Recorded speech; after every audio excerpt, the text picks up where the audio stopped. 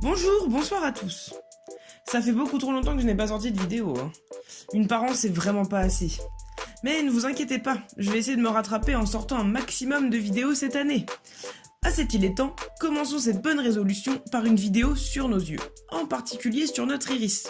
Parce que oui, ça donne de belles couleurs à nos yeux, mais sinon, à quoi ça sert? C'est ce que je vais tenter de vous expliquer dans ce vidéogramme de qualité. Et pour cela, je vais à nouveau enfiler ma blouse blanche. Alors l'iris, c'est quoi? C'est un mot qui provient du grec ou du latin, ça dépend des sources, qui signifie arc-en-ciel. Effectivement, la fleur du même nom est multicolore elle aussi, ainsi que la couleur que l'on appelle irisée. C'est donc une membrane circulaire dotée de muscles.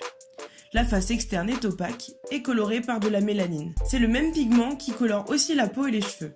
Plus il y en a dans l'iris, plus il aura une couleur foncée. Donc, quand il y en a moins, ça donne des couleurs comme le vert ou le bleu. Il peut aussi y avoir une absence de pigmentation, mais j'en parlerai plus tard.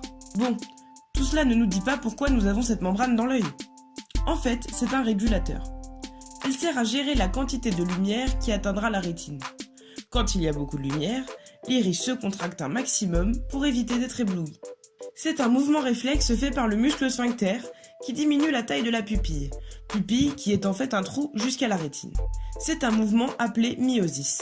Dans le sens inverse, quand la pupille s'agrandit, c'est le muscle dilatateur de l'iris qui travaille. Ce phénomène s'appelle la mydriase.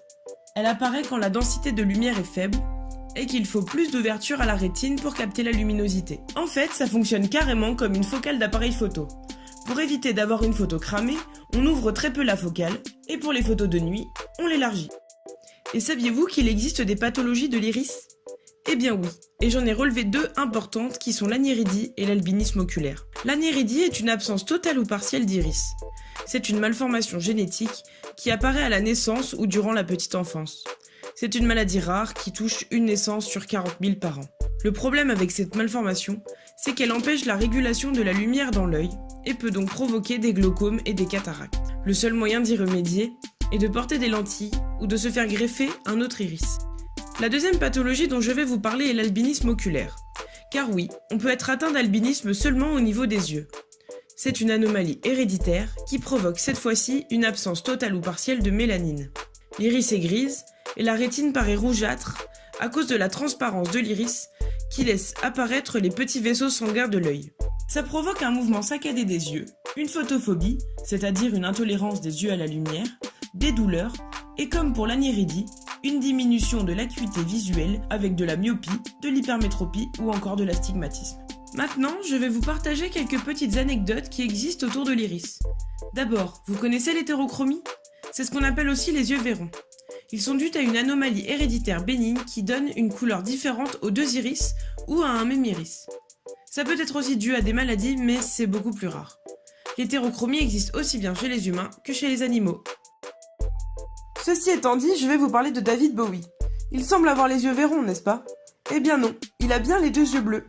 Seulement, suite à une bagarre quand il était jeune, la légende raconte que c'était pour les beaux yeux d'une demoiselle, il reçut un mauvais coup qui lui a valu une mydriase permanente. Connaissez-vous la mannequin et instagrammeuse Sarah McDaniel? Elle a de beaux yeux, hein? Eh bien, tout ceci n'est que mensonge. Dans l'ère des mannequins au physique cassant les normes, elle a voulu sortir du lot et fit croire au plus grand nombre qu'elle était née avec une hétérochromie. Malheureusement pour elle, son père a posté une photo d'elle quand elle était enfant avec ses deux yeux marrons. Finalement, c'est simplement une fille avec une lentille et un très bon skill en Photoshop. Et on sait de sources pas très sûres qu'elle aurait fait de la chirurgie pour changer la couleur de son œil. Comme quoi, on n'est jamais content de ce qu'on a. Et voilà, c'est tout pour cet épisode. J'espère que je vous aurai appris des choses et que vous m'aurez moins bête. Si vous voulez approfondir le sujet, mes sources sont en description. À la prochaine!